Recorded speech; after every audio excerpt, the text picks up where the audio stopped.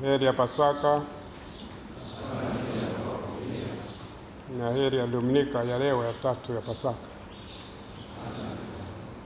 Kweli Kristo amefufuka, haleluya, haleluya. Na amemtokea nani? Simoni. Basi tumepiga safari kutoka Kayanga kufika hapa Segerea ili kuwajulia hali na kuwaleteni salamu za maaskofu wenu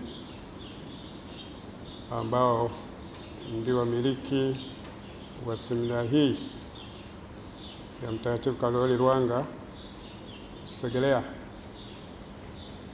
Pia wanaendelea kuwapeni pole kwa kifo cha Mhashamu Bernardini Mfumbusa, askofu wa jimbo la Kondoa, na kwa namna ya pekee mashemasi na mafrateli wa Kondoa, poleni sana. Tuzidi kumwombea pumziko la amani mbinguni.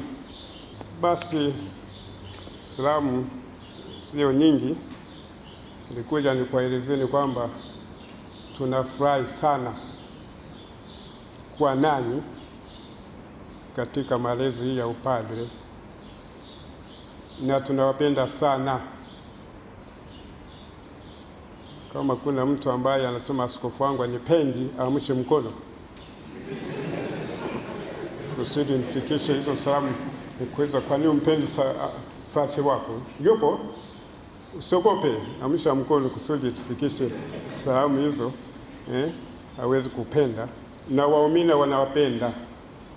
Kwa hiyo msiwe na wasiwasi katika kuitikia wito wa upadre. Wito ni mzuri sana, ni mzuri sana.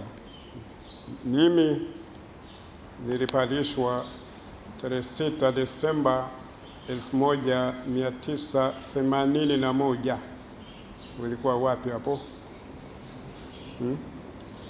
Ni miaka 45 ya upadre, na sijachoka na sijasikitika kwamba nimekuwa padre.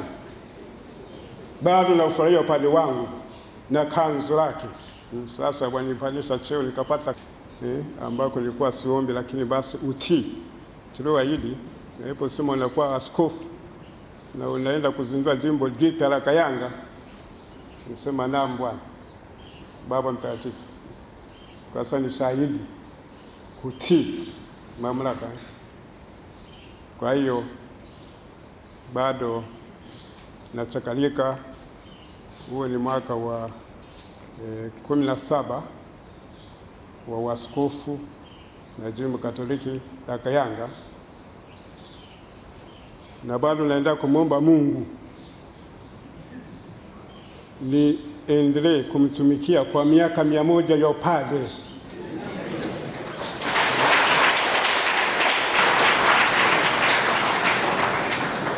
Sasa inakosekana karibu miaka 44.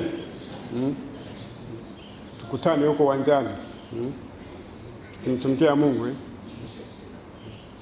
Kwa hiyo na wewe unapoitikia wito wa upadre, wito mtakatifu, ushukuru sana na umtumikie Mungu kwa furaha. Ni Mungu ndiye bosi wetu. Yesu mfufuka ndiye anakulipa, si askofu, si baba paroko, si baba dekano.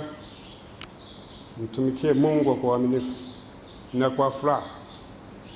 Changamoto ziko za kutosha kwenye maisha haya, uwe na cheo gani, uwe na mapesa, uwe na nini, changamoto ziko. Kwa hiyo zote hizo ni kumkabidhi Mungu kwa sala, kutafakari neno lake, maandiko matakatifu, upate hekima ya kimungu, kujimaisha kwa sakramenti mbalimbali za uponyaji, sakramenti halisi. Nakuta frateli mwingine anaenda eti kukanyaga mafuta, wewe anaenda kwa upako. Hivi havipo hivyo, nigeresha sakramenti halisi za uponyaji, sakramenti ya kitubio na mpaka wagonjwa. na Ekaristi Takatifu, misa. Usikose kuhudhuria misa kiaminifu na kukomunika. Huko tunapata nguvu za pekee za kiroho na kimwili kuweza kumtumikia Mungu na kukabiliana na changamoto mbalimbali za utume, za maisha, za uchungaji. Kwa hiyo tunasindikiza kwa sala, tunawapenda. Karibuni tujenge ufalme wa Mungu mioyoni mwa watu.